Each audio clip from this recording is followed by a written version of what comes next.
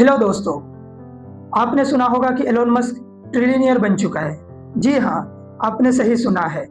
यह रकम इतनी बड़ी है कि अगर आप हर रोज़ $1 मिलियन यानी 9 करोड़ 55 लाख रुपीस खर्च करोगे, तब भी इसे ख़त्म करने के लिए लगभग 2700 ईयर्स लगेंगे। लेकिन यहाँ ध्यान देने योग्य बात है कि क्या एलोन मस्क की धन और संपत्ति एकत्रित करने की इच्छाएं समाप्त हो गई है? इसका जवाब है हरगिज़ नहीं, क्योंकि हम मानव स्वभाव से दुष्ट, लालची और स्वार्थी होते हैं, जिसका दुष्परिणाम वर्तमान समय में हमारे जल, जंगल और ज़मीन, अंततः हमारे जीवन में ग्लोबल वार्मिंग के रूप में दिख रहा है।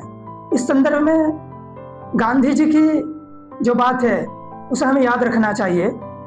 गांधी जी के अनुसार पृथ्वी ने हर व्यक्ति की जो आवश्यकता है उसे पूरा करने के लिए पर्याप्त संसाधन दिए हैं, लेकिन हर व्यक्ति की जो लालच है उसे पूरा करने के लिए संसाधन नहीं दिए हैं। लेकिन इसका मतलब यह नहीं कि हम विकास की राह को छोड़ दें, हम सभ्यता को आगे बढ़ाने के प्रति ना सोचें।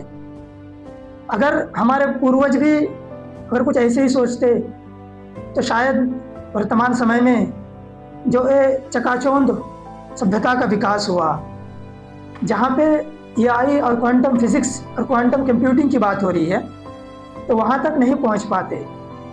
तो हमारे जो पूर्वज है, अगर वो भी इसी प्रकार के माइंडसेट में रहा था तो शायद आज हम इस प्रकार की सभ्यता से वंचित रह जाते और हम और आप हल और बैल से आज भी खेती करते और हम गुफाओं में रहते, हम जंगलों में फल फूल से अपना भरण पोषण करते।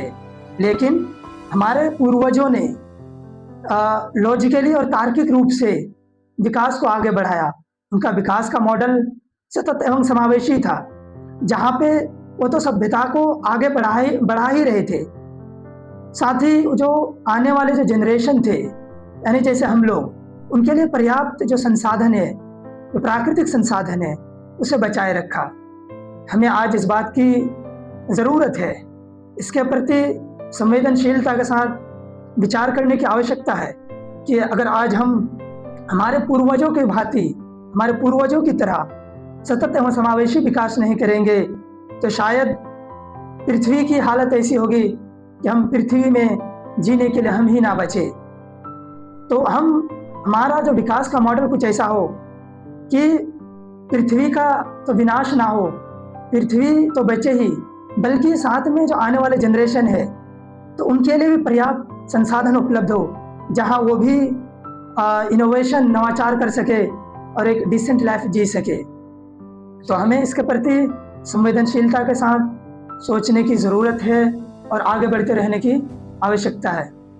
और साथ ही इसका सबसे बड़ा नकारात्मक प्रभाव ये होगा, अगर हम सतत एवं समावेशी विकास के बिना हम प्रगति करेंगे, आगे बढ़ेंगे, तो जो बेजुबान जो जानवर है, जो प्रकृति का सबसे बड़ा जो संरक्षक है, तो उनके ऊपर सबसे बड़ा नकारात्मक प्रभाव पड़ेगा। क्योंकि हम और आप इंसान होने के नाते, मानव होने के नाते, हम तो एसी, कूलर और फ्रिज जैसे आधुनिक जो संसाधन है उसका तो उपयोग कर लेंगे हमारी डेली लाइफ में, बट वो जानवर, वो बेजुबान जानवर जो प्रकृति का सबसे बड़ा संरक्षक है, वो कहाँ जाएंगे?